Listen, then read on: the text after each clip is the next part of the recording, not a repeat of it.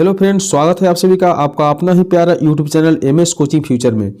और आज आपके लिए लेकर आए हुए हैं एक ऑडियो क्लिप वीडियो जिसके माध्यम से आपको बताने वाले हैं सामाजिक विज्ञान का मॉडल पेपर। और वो ऐसे मॉडल पेपर जो बिल्कुल आप देख के बता सकते हैं और देखने के बाद आपको लगेगा कि हाँ, ये एक ऐसा मॉडल पेपर था जिसे पढ़ने के बाद आप मैट्रिक बोर्ड परीक्षा में अच्छे मार्क्स प्राप्त कर लिए। तो चलिए आपको बता दें कि जैसे कि आपको बिहार बोर्ड द्वारा शेड्यूल जारी कर दिया गया है और आपके जो है सामाजिक विज्ञान का पेपर 19 फरवरी को होने वाला है। तो बिल्कुल 19 फरवरी को सामाजिक विज्ञान के पेपर देने वाले सभी विद्यार्थियों जो 10th के विद्यार्थी है 2024 बोर्ड परीक्षा में शामिल होने वाले हैं, तो बिल्कुल आप इस वीडियो को एक एक प्रश्न देखिए। और आपको बता दें कि यह वीडियो देखने के बाद आपका जो है कंप्लीट तैयारी हो जाए, क्योंकि इस वीडियो में हम वैसे वैसे प्रश्न लेकर आए हैं जो बिल्कुल आपके मैट्रिक बोर्ड परीक्षा में हूबहू यही प्रश्न आने की 100% गारंटी है। जैसे कि आपके पास समय बहुत कम है और इस कम समय में आपको वैसे प्रश्न पढ़ना है जो बिल्कुल 100% आपके बोर्ड एग्जाम में पूछा जाए, ताकि आपका समय भी व्यर्थ नहीं जाए। तो चलिए हम देरी नहीं करते हुए वीडियो को शुरू करेंगे और देखेंगे कि आज के वीडियो का पहला प्रश्न क्या है। तो जैसे देखिए दिया हुआ है कि इटली एवं जर्मनी के एकीकरण के विरुद्ध कौन देश था। इटली एवं जर्मनी के एकीकरण के विरुद्ध कौन देश था। एक एक प्रश्न चुना हुआ प्रश्न है और वैसे प्रश्न आपको बताया जा रहा है जो बिल्कुल आपके बोर्ड एग्जाम में पूछे जाएंगे। तो बिल्कुल वीडियो को कंप्लीट आपको देखना है। तो याद रखना है कि इटली और जर्मनी के एकीकरण के विरुद्ध ऑस्ट्रिया देश था। कौन देश था? ऑस्ट्रिया देश था। चलिए इसी के साथ अगली प्रश्न की ओर बढ़ते हैं और अगली प्रश्न देखते हैं। अगली प्रश्न दिया हुआ है कि जाल्वे राइन एक संस्था थी। जाल्वे राइन एक संस्था थी। देखिए इस तरह के प्रश्न ही आपके बोर्ड एग्जाम में 2024 में पूछे जाएंगे। तो बिल्कुल वीडियो को आपको स्किप नहीं करना, क्योंकि ऐसा भी हो सकता है कि एक वीडियो देखने के बाद आपका तैयारी कंप्लीट हो जाए, तो वह वीडियो यही है। ठीक है, तो देखिए हम लोग दूसरा प्रश्न देख रहे हैं कि जाल्वे राइन एक संस्था थी। जाल्वे राइन किसकी संस्था थी? याद रखना है कि जाल्वे राइन एक संस्था थी जो व्यापारियों की संस्था थी। यह संस्था व्यापारियों के द्वारा लागू किया गया था। ठीक है, अगली प्रश्न यानी 3 नंबर प्रश्न देखेंगे। दिया हुआ है कि साम्यवादी शासन का पहला प्रयोग कहाँ हुआ। साम्यवादी शासन का पहला प्रयोग क्या हुआ? रूस, जापान, चीन, क्यूबा। 4 ऑप्शन आपके सामने दिया हुआ जिसमें एक सही है। तो सही विकल्प को चुनना है और सही विकल्प को यूएमआर शीट में आपको देना है। ठीक है, और 40 वस्तुनिष्ठ प्रश्न को ही बताना है 80 वस्तुनिष्ठ प्रश्न में। तो चलिए हम 3 नंबर प्रश्न का उत्तर देखेंगे कि साम्यवादी शासन का पहला प्रयोग कहाँ हुआ था। याद रखना है कि साम्यवादी शासन का पहला प्रयोग जो है रूस देश में हुआ था। किस देश में हुआ था? रूस देश में हुआ था। अगली प्रश्न की ओर बढ़ेंगे और 4 नंबर प्रश्न देखेंगे।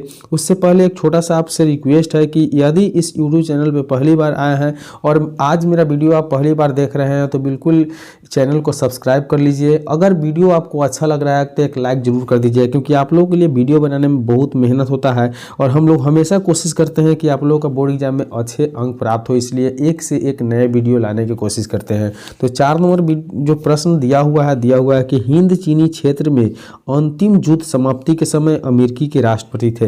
हिंद चीनी क्षेत्र में जब अंतिम युद्ध हो रहा था तो वहां के जो है अमेरिकी के राष्ट्रपति कौन थे, यह आपसे पूछा जा रहा है। तो ऑप्शन वाशिंगटन, निक्सन, जॉर्ज बश और रूजवेल्ट दिया हुआ है। तो इस चारों ऑप्शन में एक ऑप्शन सही है। वो ऑप्शन क्या है आपका? तो निक्सन है। क्या जॉर्ज निक्सन जो थे हिंद चीन क्षेत्र में अंतिम युद्ध समाप्ति के समय अमेरिकी राष्ट्रपति थे। बिल्कुल यदि आपके पास देखने के लिए समय नहीं है तो एक एक प्रश्न को बिल्कुल आप ऑडियो क्लिप के माध्यम से भी सुन सकते हैं। इससे भी आपका समय बचत होगा और आपको बार बार बता रहे हैं कि यह वीडियो देखने के बाद समझिए कि कंप्लीट आपका तैयारी हो जाएगा। तो चलिए हम लोग 5वें नंबर प्रश्न देखते हैं। दिया हुआ है कि गदर पार्टी की स्थापना किसने की और कब की। देखिए 2 तरह की प्रश्न पूछा जा रहा है कि गदर पार्टी की स्थापना किसने किया और कब किया, ये तिथि भी पूछा जा रहा है। तो याद करके रख लेना है कि गदर पार्टी की जो स्थापना थी ना है कि लाला हरदयाल सिंह के द्वारा 1913 ईस्वी में गदर पार्टी की स्थापना किया गया। देखिए एक एक प्रश्न इंपोर्टेंट है और आपको अब वैसे ही प्रश्न देखने की आवश्यकता है जो प्रश्न बिल्कुल बोर्ड एग्जाम में आने वाला है। तो देखिए इस वीडियो में एक एक प्रश्न चुनकर बनाया गया है ताकि आप लोगों का समय भी बचत हो और आप लोगों का 1-2 वीडियो देखने से कंप्लीट तैयारी भी हो जाए। तो 6वें नंबर प्रश्न दिया हुआ है कि जालियांवाला बाग हत्याकांड किस तिथि को हुआ था। जालियांवाला बाग हत्याकांड जो हुआ था वो किस तिथि को हुआ था? याद करके रख लेना है कि इसकी जो सही उत्तर है ए यानी 13 अप्रैल 1919 ईस्वी में जालियांवाला जलियांवाला बाग हत्याकांड हुआ था। ठीक है, चलिए अगले प्रश्न की ओर बढ़ेंगे और इसी के साथ 7वीं नंबर प्रश्न देखेंगे। 7वीं नंबर प्रश्न दिया हुआ है कि एक प्रतियोगी एवं उद्यमी प्रवृत्ति से प्रेरित, क्या है, एक प्रतियोगी एवं उद्यमी प्रवृत्ति से प्रेरित किस प्रकार की अर्थव्यवस्था लागू की गई थी। देखिए यहाँ पूछा जा रहा है कि एक प्रतियोगी एवं उद्यमी प्रवृत्ति से प्रेरित किस प्रकार की अर्थव्यवस्था लागू की गई थी। इसकी जो सही उत्तर है मुद्रा प्रधान की अर्थव्यवस्था। किसकी व्यवस्था लागू की गई थी, तो मुद्रा प्रधान की अर्थव्यवस्था लागू की गई थी। अगली प्रश्न यानी 8 नंबर प्रश्न देखेंगे। 8 नंबर प्रश्न दिया हुआ है कि आधुनिक काल में औद्योगिक इकाई ने किसके स्वरूप को गंभीर रूप से प्रभावित किया। आधुनिक काल में औद्योगिक इकाई ने किसके स्वरूप को जो है गंभीर रूप से प्रभावित किया था। याद करके रखना है कि यहाँ ऑप्शन आपको ग्रामीणीकरण दे रहा है और शहरीकरण, कस्बों और बंदरगाह दे रहा है। ठीक है, लेकिन बिल्कुल इसका जो सही उत्तर हो जाएगा वह शहरीकरण। क्या है, शहरीकरण जो है आपको आधुनिक काल में औद्योगिक इकाई ने किसके स्वरूप को गंभीर रूप से प्रभावित किया था, तो याद कर रखना है कि शहरीकरण को। किसके, शहरीकरण को। अगली प्रश्न यानी 9वीं नंबर प्रश्न देखेंगे। 9वीं नंबर प्रश्न दिया हुआ है कि विश्वव्यापी आर्थिक संकट किस वर्ष आरंभ हुआ था। यानी विश्वव्यापी जो आर्थिक संकट था वह किस वर्ष शुरू किया गया था। याद कर रखना है कि 9 नंबर प्रश्न का सही उत्तर है 1929 ईस्वी में। किस ईस्वी में, 1929 ईस्वी में विश्वव्यापी आर्थिक संकट जो है शुरू किया गया था। अगली प्रश्न देखेंगे और 10 नंबर प्रश्न भी आपके सामने आ गया है। 10 नंबर प्रश्न में दिया गया है कि आज़ादी के बाद समाचार पत्र आपत्तिजनक विषय अधिनियम कब पारित हुआ। आज़ादी के बाद जो समाचार पत्र आपत्तिजनक विषय अधिनियम था वह किस वर्ष पारित किया गया था, यह पूछा जा रहा है। तो याद कर रखना है कि 1951 ईस्वी में जो है आज़ादी के बाद समाचार पत्र जिसका नाम आपत्तिजनक विषय था वह क्या किया गया था, पारित किया गया था। ठीक है, अगली प्रश्न यानी 11 नंबर प्रश्न देखेंगे। देखिए एक एक प्रश्न इंपॉर्टेंट है इस वीडियो में, तो कोशिश करना है कि वैसे वीडियो और ऐसे वीडियो बिल्कुल आपको फुल वॉच करना है। फुल वॉच का मतलब है कि शुरू से अंत तक देखना है ताकि हो सके कि आपका एक ही वीडियो देखने के बाद आपकी कंप्लीट तैयारी हो जाए। तो चलिए हम इसी के साथ 11 नंबर प्रश्न देखेंगे कि दिया हुआ है कि एल्युमिनियम बनाने में किस खनिज की आवश्यकता पड़ती है। एल्युमिनियम बनाने में किस खनिज की आवश्यकता पड़ती है। यहाँ ऑप्शन में आपको मैग्नीज, टिन, लोहा और बक्साइट दिया हुआ है, लेकिन करेक्ट जो सही उत्तर जो हो जाएगा एल्युमिनियम बनाने में किसकी आवश्यकता पड़ती है, तो बॉक्साइट की आवश्यकता पड़ती है। किसकी आवश्यकता पड़ती है, बॉक्साइट की आवश्यकता पड़ती है, याद करके रखना है। अगली प्रश्न यानी 12 नंबर प्रश्न आपके सामने दिखाई दे रहा है। बहुत सुंदर प्रश्न है, झकास प्रश्न है। दिया हुआ है कि देश में तांबे का कुल भंडार कितना है। देश में तांबे का जो है भंडार कितना है, 100 करोड़ टन है या 125 करोड़ टन है या 10 करोड़ टन है या 175 करोड़ टन है। तो बिल्कुल इसका जो सही उत्तर है वह 125 करोड़ टन है, यानी ऑप्शन बी जो है आपका बिल्कुल करेक्ट आंसर है। यानी देश में जो है तांबे का कुल भंडार कितना है, तो याद कर रखना है कि 125 करोड़ टन है। ठीक है, अगली प्रश्न यानी 13 नंबर प्रश्न की ओर बढ़ेंगे। 13 नंबर प्रश्न दिया हुआ है कि निम्न प्राकृतिक संपदाओं में किसका भंडार सीमित है। निम्न प्राकृतिक संपदाओं में किसका भंडार जो है सीमित है, तो सीमित भंडार जो है आपको याद कर रखना है कि कोयला का भंडार क्या है, सीमित है। फिर से प्रश्न पढ़ेंगे कि निम्न में प्राकृतिक संपदाओं में किसका भंडार सीमित है, तो कोयला के भंडार जो है बिल्कुल सीमित है। अगले प्रश्न यानी 14 नंबर प्रश्न देखेंगे। दिया हुआ है प्रश्न में यूरेनियम का प्रमुख उत्पादक स्थल है।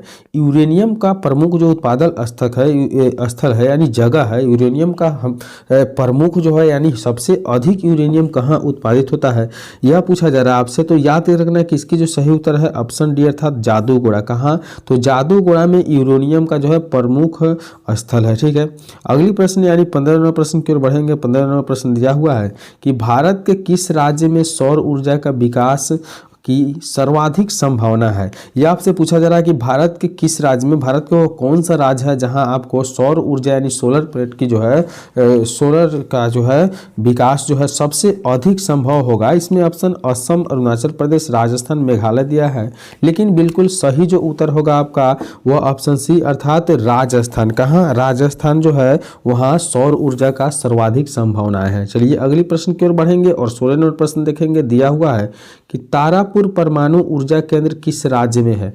तारापुर परमाणु ऊर्जा केंद्र है वो किस राज्य में है? देखिए सबसे पहले सोचना है कि यहाँ परमाणु ऊर्जा केंद्र किस राज्य में है वो तो बाद में देखा जाएगा, लेकिन अभी यह तारापुर जो दे रहा है ये भी एक ऑब्जेक्टिव ही है, ठीक है। तो तारापुर परमाणु ऊर्जा केंद्र किन राज्यों में है? तो मध्य प्रदेश, गुजरात, छत्तीसगढ़ और महाराष्ट्र ऑप्शन में दिया हुआ है।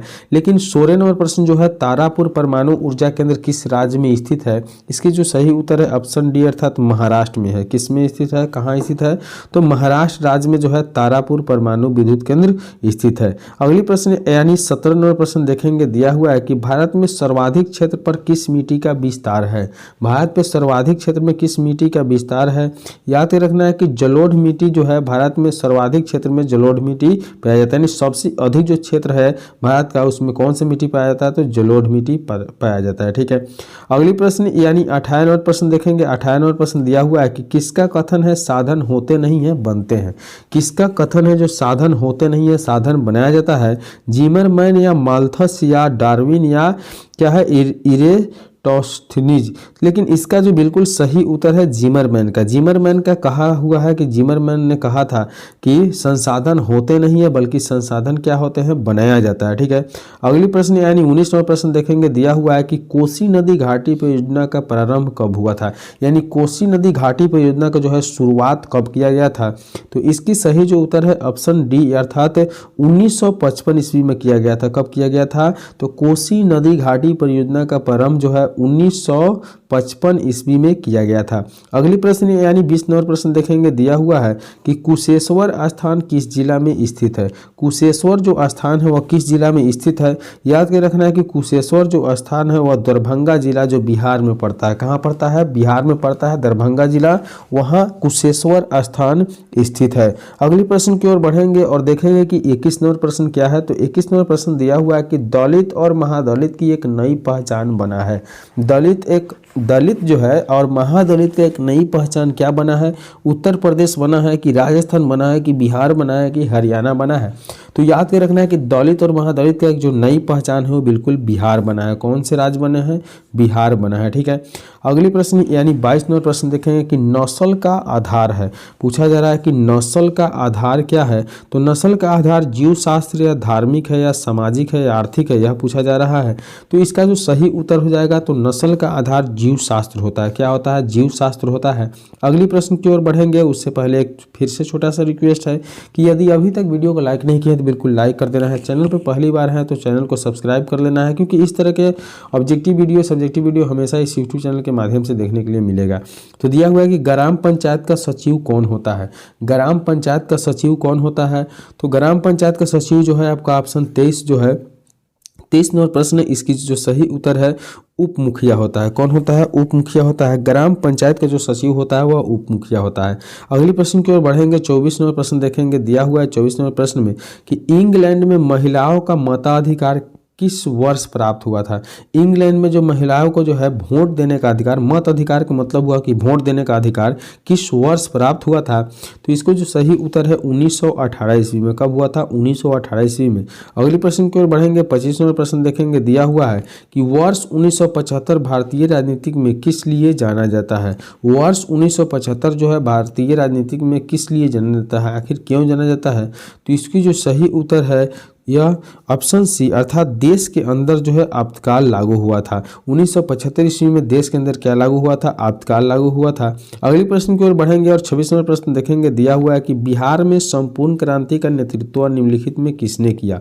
बिहार में संपूर्ण क्रांति का नेतृत्व निम्नलिखित में किसने किया था? तो 26 नंबर प्रश्न का जो सही उत्तर है ऑप्शन डी अर्थात जयप्रकाश नारायण के द्वारा जो है बिहार में संपूर्ण क्रांति का नेतृत्व किया गया था। अगली प्रश्न की ओर बढ़ेंगे और 27 नंबर प्रश्न देखेंगे, दिया हुआ है 27 नंबर प्रश्न, चिपको आंदोलन निम्नलिखित में से किससे संबंधित नहीं है? चिपको आंदोलन निम्नलिखित में से किससे संबंधित नहीं है?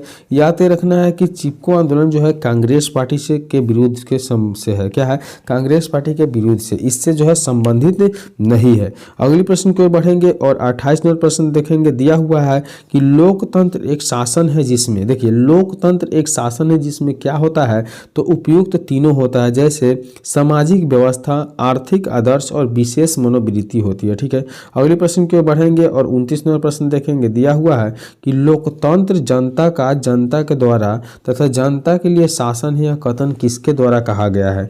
लोकतंत्र जनता का जनता के द्वारा तथा जनता के लिए एक शासन है, यह किसके द्वारा कहा गया है? याद कर रखना है कि इस प्रश्न के जो सही उत्तर है अब्राहम लिंकन। क्या है? अब्राहम लिंकन के द्वारा कहा गया था कि लोकतंत्र जनता के द्वारा जनता के लिए क्या है? एक शासन है। अगले प्रश्न की ओर बढ़ेंगे और 30 नंबर प्रश्न देखेंगे। दिया हुआ है कि भारत में योजना आयोग का गठन कब किया गया था? भारत में योजना आयोग का गठन कब किया गया था?